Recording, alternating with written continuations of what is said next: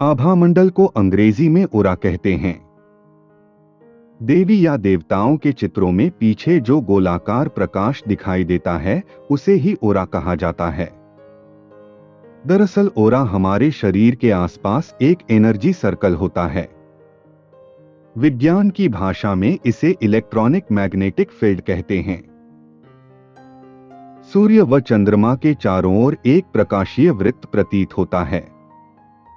वह प्रकाश चक्र सूर्य व चंद्रमा का आभामंडल कहलाता है, जिसे तेज पुंज, कांति, चमक अथवा आभा भी कहते हैं।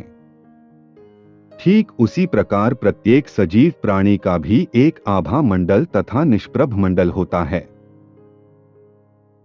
चलिए जानते हैं कि आभा मंडल की उत्पत्ति कैसे होती है। मनुष्य के शरीर में विद्यमान 7 चक्र होते हैं। इन्हीं 7 चक्रों से आभामंडल का निर्माण होता है। आभामंडल का निर्माण मानसिक, शारीरिक व भावनात्मक श्रृंखलाओं के योग से होता है। मनुष्य के 7 चक्रों से सकारात्मक ऊर्जा प्रकट होती है तो वह उक्त व्यक्ति का आभामंडल कहलाता है। यदि 7 चक्रों से नकारात्मक ऊर्जा प्रकट होती है तो वह निष्प्रभ मंडल कहलाता है। शास्त्रों के अनुरूप एक साधारण व्यक्ति का आभामंडल 2 से 3 फीट का होता है और महापुरुषों व संतों का आभामंडल 30 से 60 मीटर तक का होता है, जो साधना, तप, ध्यान इत्यादि पर निर्भर करता है तथा इनके घटने और बढ़ने पर आभामंडल भी घटता और बढ़ता है। इसे आध्यात्मिक ऊर्जा मंडल भी कहते हैं। आभामंडल को निस्तेज करने वाले तत्व काम, क्रोध, मोह, अहंकार, मद और दुर्व्यसन आदि हैं। इनकी अधिकता से शरीर में नकारात्मक ऊर्जा की उत्पत्ति होती है तथा शरीर में प्रकट होने वाला आभामंडल निष्प्रभ मंडल में परिवर्तित हो जाता है। आभामंडल की ऊर्जा का संबंध मनुष्य के कर्मों से होता है। सकारात्मक वातावरण, सत्संग, हवन, मंत्र उच्चारण, ध्यान, भजन और धार्मिक स्थानों के सानिध्य में मनुष्य का आभामंडल विस्तृत होता है।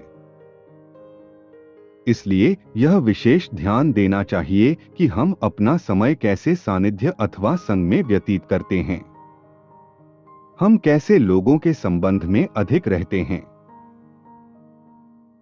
यदि हम बात करें प्रकृति और सनातन धर्म के संबंध की तो सनातन धर्म में बहुत विस्तार से यह बताया गया है कि सनातन धर्म में प्रकृति को पूजनीय क्यों कहा गया है। सनातन धर्म के अनुसार विशेष वनस्पति पूजनीय कही गई है, जैसे कि पीपल, तुलसी, वटवृक्ष, पुष्पों में कमल, गुलाब, कनेर, सफेद आंख आदि।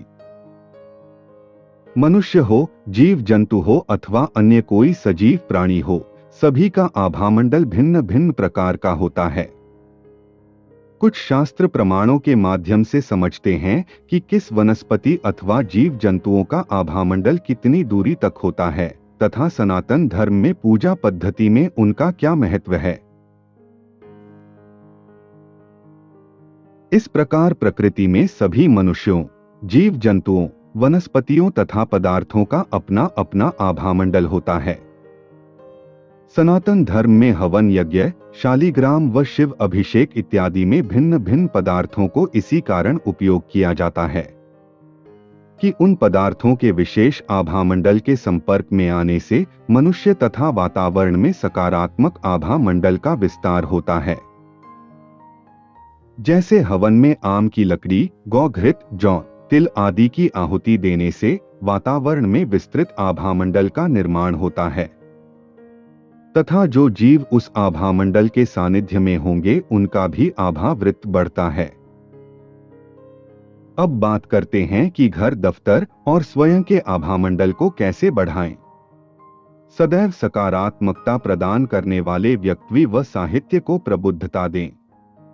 ओजस्वी, तेजस्वी व बुद्धिमान लोगों के संपर्क में समय व्यतीत करें। घर दफ्तर में पेड़ पौधों का रोपण करें। प्रकाश की व्यवस्था ठीक रखें।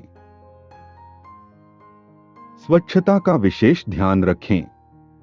घरों में हवन मंत्रोच्चारण करें, दीप प्रकाश करें तथा शंखनाद आदि करते रहें।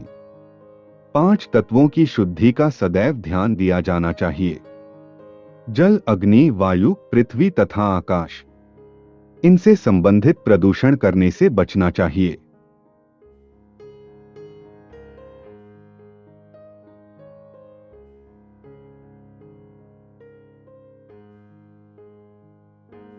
अगर आपको हमारी जानकारी सही लगी तो कमेंट में जय श्री राम लिखना न भूलें, ताकि हम इस प्रकार के और तथ्य लाते रहें और सनातन संस्कृति को विश्व में प्रचलित करें।